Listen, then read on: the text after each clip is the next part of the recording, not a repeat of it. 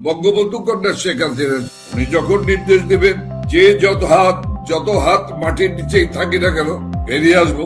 লড়াই করেছি না, ৭৫-এর পরে জেলে গিয়েছি, লড়াই করেছি, বেরিয়েছি, লড়াই করেছি, জেনারেল জিয়ার বিরুদ্ধে লড়াই করেছি, জেনারেল এরশাদের বিরুদ্ধে লড়াই করেছি, খালেদা নিজামী এই বিএনপি জামাতের বিরুদ্ধে লড়াই করেছি, এই তারেক রহমানের নেতৃত্বে হাওয়া ভবনের বিরুদ্ধে লড়াই করেছি।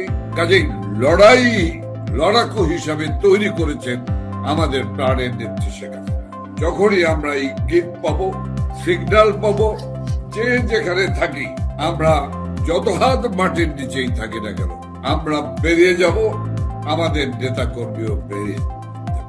তবে একটি কথা বলে রাখতে চাই, যুদ্ধ এটি একটি ৭১-এর চেয়েও কঠিন যুদ্ধে আমরা রয়েছি, একটি ভয়ঙ্কর পরিস্থিতি।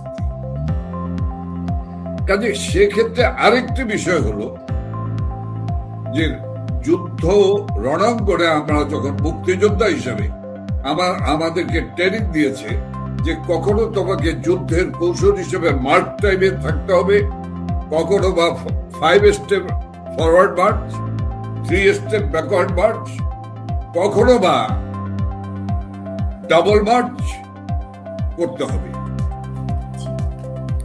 কাজে এটিও একটি যুদ্ধক্ষেত্র, আমাদেরকে খুব কৌশলে এগিয়ে যেতে হচ্ছে, যুদ্ধের কৌশল নিয়ে আমাদেরকে এগিয়ে যেতে হচ্ছে।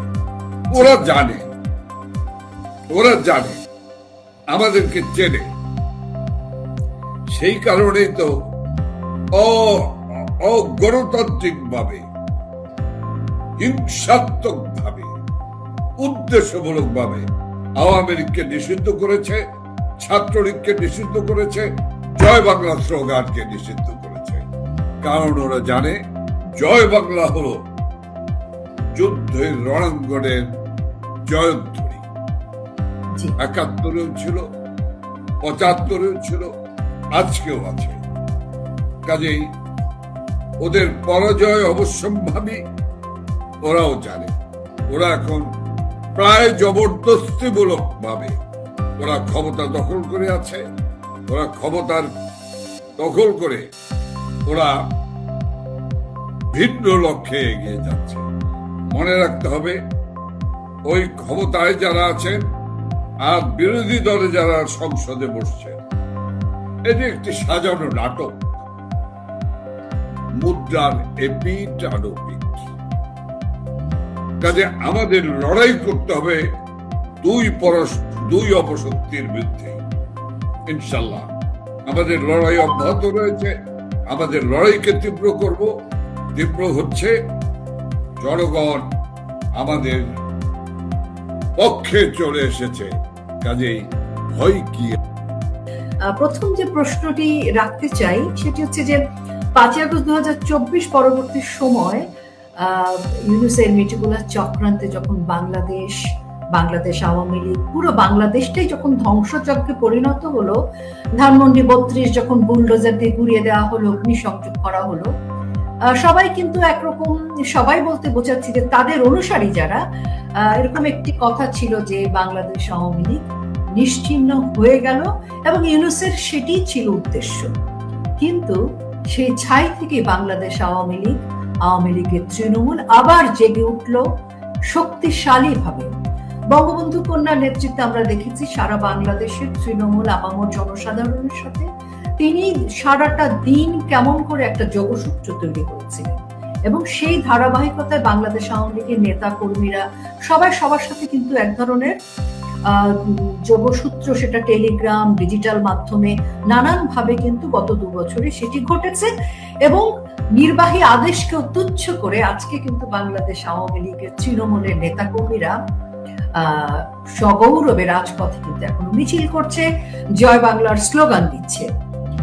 অনেকেই বলছিল যে বাংলাদেশ আওয়ামী লীগ খানিকটা চুপচাপ থেকেই শান্তিপূর্ণভাবে কৌশলী হয়ে যুদ্ধের প্রস্তুতির জন্য একটা সময় নিয়েছে এবং তৃণমূলকে মোটামুটি নিয়ে এসেছে।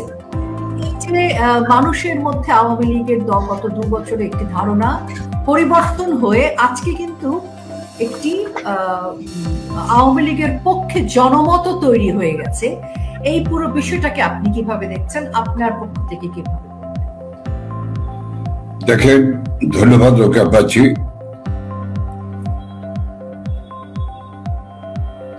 বাংলাদেশ আওয়ামী লীগ একটি সুপ্রাচীনতম রাজনৈতিক দল। এই দলটি সমাজ প্রয়োজনে,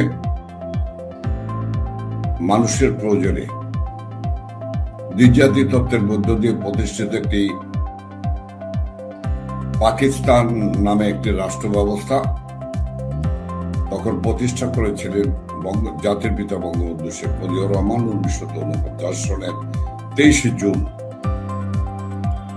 আমি সংক্ষিপ্ত সারেই বলতে চাই যে সেই 49 সন থেকে এ আওয়ামী লীগের যাত্রা শুরু।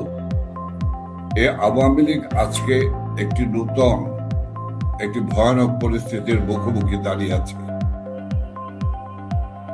কিন্তু এ আওয়ামী লীগ কোন ঘুইফোর রাজনৈতিক দল নয়। এ আওয়ামী লীগ কোন সামরিক ছাউনি থেকে, হ্যাবারসেক থেকে বেরিয়ে আসা কোন রাজনৈতিক দল নয়। এই দলটি বাঙালি জাতি রাষ্ট্র প্রতিষ্ঠার জন্য বঙ্গবন্ধু যে স্বপ্ন দেখেছিলেন, সেই স্বপ্ন কিন্তু হঠাৎ করে একটি হুইসেল বাঁশি বাজিয়ে কিন্তু দেশ স্বাধীন হয়নি।